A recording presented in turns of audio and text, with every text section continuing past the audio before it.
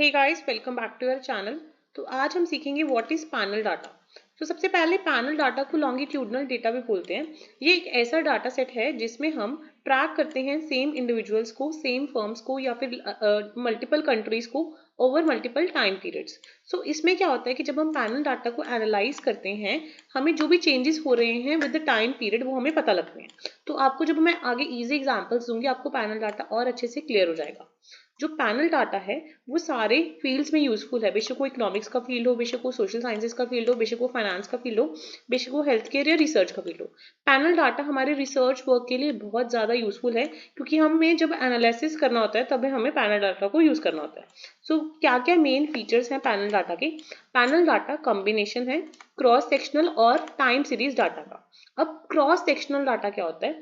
Cross sectional data का मतलब होता है आप मल्टीपल एंट्रीज को, बेशक वो अलग अलग इंडिविजुअल्स हैं, अलग अलग फर्म्स हैं, उनको सिंगल पॉइंट ऑफ टाइम पे मेजर कर रहे हो। सो अगर आप मल्टीपल एंटिटीज को एक सिंगल पॉइंट ऑफ टाइम पे मेजर कर रहे हो तो वो हमारा हो गया क्रॉस सेक्शनल डाटा। और टाइम सीरीज डाटा क्या हो गया कि आप सिंगल एंटिटी को अलग अलग टाइम पीरियड पे क्या कर रहे हो, कंपैरिजंस कर रहे हो या ऑब्जर्व कर रहे हो। सो जो हमारा पैनल डाटा है वो दोनों का ही कॉम्बिनेशन है, मतलब आप एंटिटीज भी मल्टीपल ले रहे हो और टाइम पीरियड्स को भी मल्टीपल ले रहे हो। सो जो टाइम सीरीज है वो भी हमारे मल्टीपल हो गए और जो हमारा एंटिटीज है वो भी मल्टीपल हो गई। सो the panel data combines both the cross sectional data and the time series data. अब पैनल डाटा के कौन कौन से टाइप्स होते हैं? पैनल डाटा बैलेंस्ड भी हो सकता है, अनबैलेंस्ड भी हो सकता है। बैलेंस्ड का मतलब होता है जितनी भी एंटिटीज हैं उनका डाटा आपके पास अवेलेबल है। बट अनबैलेंस्ड पैनल डाटा में क्या होता है, कुछ कुछ डेटा पॉइंट्स आपके पास मिसिंग है, कुछ कुछ एंटिटीज का डाटा आपके पास नहीं है, कुछ कुछ टाइम पीरियड्स का। सो वो आपका हो गया अनबैलेंस्ड पैनल डाटा। अब what are the advantages of the panel data? इसमें क्या क्या एडवांटेजेस हैं आपके पैनल डाटा के? पैनल डाटा में आप जो भी इंडिविजुअल डिफरेंसेस हैं उनको आप कैप्चर कर पाते हो, जो आपका बायसनेस है वो कम हो जाता है। एंड जब आप अलग अलग डाटा पॉइंट्स पे लोगे तो आप उनका जो भी कॉज एंड इफेक्ट रिलेशनशिप है आप वो पता लगा पाओगे। So the panel data help us to analyse the cause and effect relationships over the period of time. अब हम रियल वर्ल्ड से एग्जाम्पल्स लेते हैं कि हमारे पास पैनल डाटा की कौन कौन सी एग्जाम्पल्स हैं। तो अगर हम हमारे रियल वर्ल्ड में देखें, there is a survey which is United States survey. United States survey में एक सर्वे हुआ था 1996 में, which was the national longitudinal survey. इसमें क्या हुआ था, यूएस ने क्या किया था, ट्रैक किया था वहाँ की एम्प्लॉयमेंट, एजुकेशन, हेल्थ, बिहेवियर, सब कुछ। तो उन्होंने अलग अलग एज ग्रुप्स लिए थे जो 1954 से लेके 1964 तक बॉर्न हुए थे। तो उन्होंने ये प्रॉपर एनालिसिस किया था। उसके अलावा एक यूएस में सर्वे हुआ था panel study on income dynamics, जिसको हम पीएसआईडी भी बोलते हैं। ये 1968 में हुआ था। इन्होंने 6000 फैमिलीज का इनकम, एम्प्लॉयमेंट, हाउसिंग, हेल्थ सब कुछ चेक किया था। उसके अलावा ऐसे ही बहुत सारे पैनल डाटा सर्वे हुए हैं यूरोप में भी।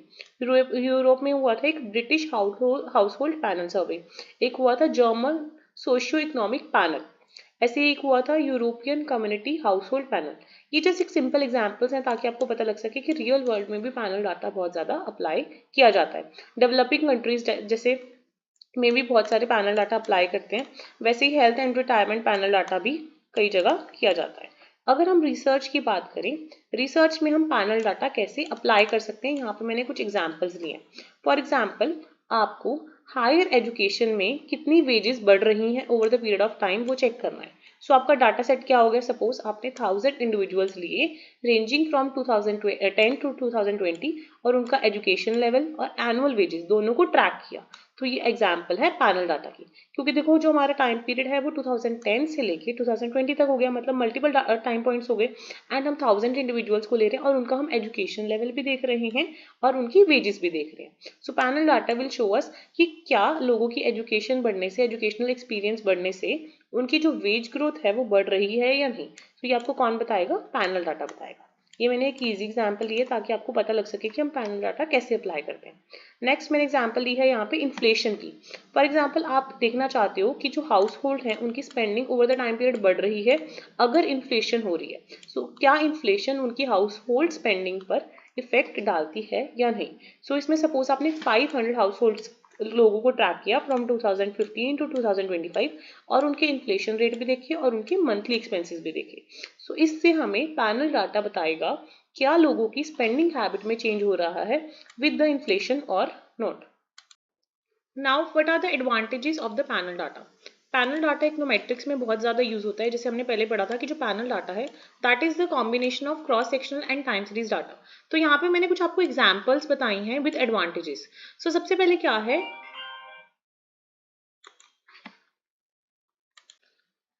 सबसे पहला एडवांटेज है कि जो हमारे रिजल्ट्स आते हैं वो और ज़्यादा एक्यूरेट आते हैं, क्योंकि जो हमारी नंबर ऑफ ऑब्जर्वेशंस होती हैं वो ज़्यादा हो जाती हैं, जिसकी वजह से जो चीज़ें हैं वो करेक्टली हम मेजर कर पाते हैं।